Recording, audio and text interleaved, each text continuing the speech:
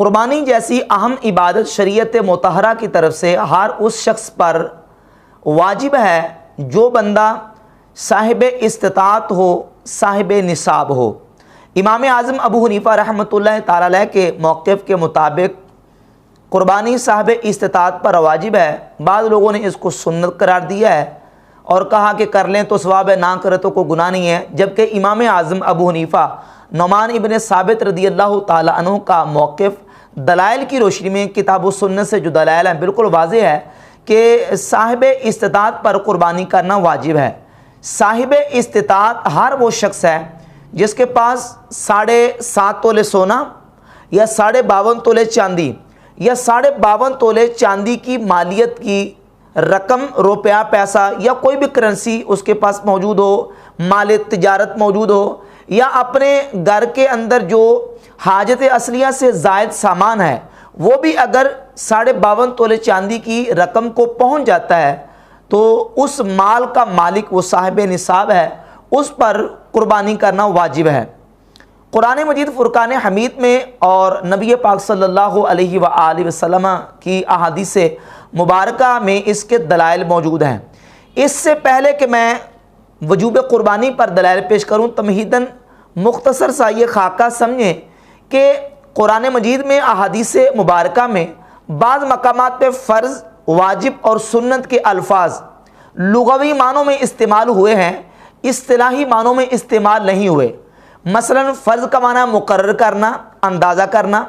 سنت کا معنی ہے طریقہ، عادت، اور واجب کا معنی ہے لازم ہونا یا کسی چیز کا ثابت ہونا۔ تو اب لغوی طور پہ تو اگرچہ ان کے یہ معانی موجود ہیں، لیکن فقہا کے نزدیک جو اصطلاحات ہیں واجب کی، سنت کی، فرض کی، ہم نے ان اصطلاحات کی روشنی میں دیکھنا ہے کہ کون سا حکم شرعی واجب ہے اور کون سا حکم شرعی جو ہے وہ سنت ہے۔ اگرچہ بعض احادیث میں ایک واجب کے لیے بھی سنت کا لفظ استعمال کیا جاتا ہے، لیکن اس سنت سے مراد عادت اور طریقہ ہوتا ہے، نہ کہ اصطلاحی سنت۔ اب جب ہم قربانی کے حوالے سے دیکھتے ہیں تو قربانی دلائل کے اعتبار سے واجب ہے۔ وہ اس طرح کے قربانی کے بارے میں ایک تو قرآن مجید میں جو سورۃ الکوثر میں اللہ رب العزت نے حکم ارشاد فرمایا، اعوذ باللہ من الشیطان الرجیم، بسم اللہ الرحمن الرحیم، فصل لربک وانحر، پس اپنے رب کے لیے نماز پڑھیے اور قربانی کیجیے۔ اس آیت کی تفسیر میں حضرت امام حسن بصری رحمۃ اللہ علیہ، امام قتادہ اور بہت سارے جلیل القدر تابعین سے اس کی تفسیر یہ منقول ہے، فصلی لربک، پس اپنے رب کے لیے نماز پڑھیے سے مراد یہ عید کی نماز ہے، ونحر، اور ونحر یعنی انحار کا جو صیغہ ہے اس میں حکم ہے قربانی کرنے کا۔ تو اب یہ جو انحار کا صیغہ ہے یہ صیغہ امر ہے، قرآن مجید میں بھی ذکر ہوا اور آگے احادیث مبارکہ میں بھی یہ صیغہ امر مذکور ہے۔ صحیح بخاری کی حدیث نمبر 5500 ہے، نبی پاک صلی اللہ علیہ وآلہ وسلم نے ارشاد فرمایا، من ذبح قبل الصلاۃ فلیذبح مکانہا اخرى،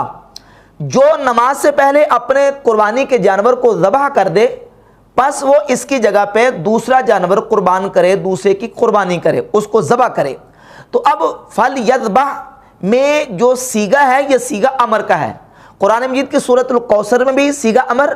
اور حدیث میں بھی صیغہ امر ہے، یعنی نبی پاک صلی اللہ علیہ وآلہ وسلم نے بھی حکم دیا اور اللہ رب العزت جل شانہ کی طرف سے بھی حکم ہے۔ تو اب یہ جو امر کا صیغہ ہے اصول فقہا میں یہ اصول اور ضابطہ ہے،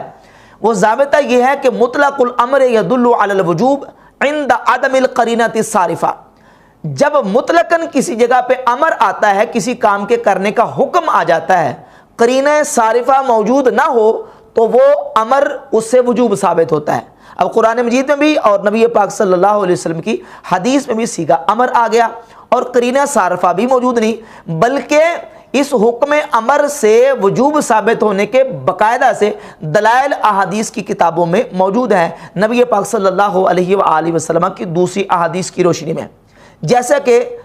سنن ابن ماجہ حدیث نمبر 3123 اور اس کے علاوہ مستدرک علی الصحیحین میں جلد نمبر 5 صفحہ نمبر 156 اور حدیث کا نمبر ہے 7727۔ امام حاکم نے اس حدیث کو صحیح کہا، امام ذہبی نے بھی اس حدیث کو صحیح کہا، ناصر الدین البانی غیر مقلد نے بھی اس حدیث کو حسن قرار دیا ہے۔ وہ حدیث یہ ہے کہ حضرت ابو ہریرہ رضی اللہ تعالیٰ عنہ فرماتے ہیں کہ نبی مکرم صلی اللہ علیہ وآلہ وسلم نے ارشاد فرمایا، من کان لہ سعۃ ولم یضحی، جس بندے کے پاس گنجائش ہو، اس کے پاس وسعت ہو اور وسعت کے باوجود وہ قربانی نہ کرے، فلا یقربن مصلانا، پس وہ ہماری عیدگاہ کے قریب نہ آئے، یعنی وہ ہمارے ساتھ عید پڑھنے کے لیے حاضر نہ ہو جو وسعت کے باوجود قربانی نہیں کرتا۔ ایک طرف امر موجود ہے اور دوسری طرف اس امر پر عمل نہ کرنے پر ناراضگی اور وعید موجود ہے کہ نبی پاک صلی اللہ علیہ وآلہ وسلم نے اس بندے پر تحدید ارشاد فرمائی جو بندہ وسعت کے باوجود قربانی نہیں کرتا۔ تو لہٰذا اس حدیث سے اور دیگر دلائل سے یہ بات بالکل واضح ہوئی کہ قربانی کرنا یہ صرف مستحب عمل نہیں ہے کہ کر لیں تو ثواب ہے، نہ کریں تو کوئی گناہ نہیں ہے، بلکہ امام اعظم ابو حنیفہ رحمۃ اللہ کا جو موقف ہے ان دلائل کی روشنی بالکل واضح ہو کے سامنے آتا ہے کہ قربانی کرنا صاحب استطاعت پر واجب ہے۔ اس کے علاوہ آگے چلیے، سنن نسائی میں 4230 نمبر حدیث ہے،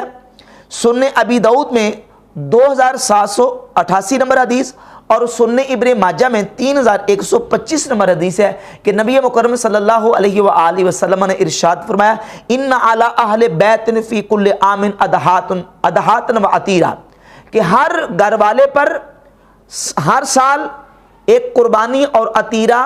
لازم ہے، واجب ہے۔ یہ اعلیٰ جو ہے یہ الزام کے لیے آتا ہے کسی چیز کو لازم کرنے کے لیے، کہ ہر گھر والے پر سال میں قربانی کرنا واجب ہے اور عتیرہ کرنا واجب ہے۔ عتیرہ کا حکم منسوخ ہو گیا اور قربانی کا حکم بالکل اپنی جگہ پہ موجود رہے گا، لہذا اس اعلیٰ سے بھی ثابت ہوا کہ قربانی کرنا صاحب استطاعت پر واجب ہے۔ اس کے علاوہ ایک اور حدیث نبی مکرم صلی اللہ علیہ وآلہ وسلم کی بارگاہ اقدس میں ایک صحابی حضرت ابو بردہ رضی اللہ تعالیٰ عنہ حاضر ہوئے اور عرض کی، یا رسول اللہ صلی اللہ علیہ وسلم، میرے پاس ایک جزع ہے بکری کا بچہ، تو کیا میں اگر اس کو قربانی اس کی دے دوں تو کیا میری طرف سے قربانی ہو جائے گی؟ تو حضور اقدس صلی اللہ علیہ وآلہ وسلم نے ارشاد، میں یہ سنن ابی داؤد کی حدیث نمبر 2800 ہے، صحیح حدیث ہے، وَلَا تُجْزِئُ عَنْ أَحَدٍ بَعْدَكَ، فرمایا کہ تیرے بعد یہ کسی کی طرف سے جائز نہیں ہوگا، یعنی تو کر لے کہ تیری طرف سے جائز ہو جائے گا، لیکن تیرے بعد کسی کی کوئی بندہ کرتا ہے تو اس کے لیے یہ کرنا جائز نہیں ہوگا۔ تو یہ حدیث بھی اس بات کی دلیل ہے کہ اگر یہ ایک ترغیب کے طور پر ہوتا اور رغیبہ میں سے اور ایک مستحب عمل ہوتا تو ٹھیک ہے، جو مرضی جانور قربان کر لیتے اس کو نفل کا ثواب مل جاتا، لیکن نبی پاک علیہ الصلوۃ والسلام نے فرمایا کہ تیری طرف سے تو جائز ہے، تیرے بعد کسی کی طرف سے اس طرح کا چھوٹا جانور قربان کرنا قربانی کے لیے جائز نہیں ہے۔ امام ابو جعفر محمد بن سلامہ الطحاوی رحمہ اللہ اپنی کتاب اختلاف الفقہاء کے صفحہ نمبر 81 پر اسی حدیث کو بیان کرنے کے بعد آپ اس حدیث سے استدلال کرتے ہوئے لکھتے ہیں کہ انما یجزی عنک ولا یجزی عن احد بعدک،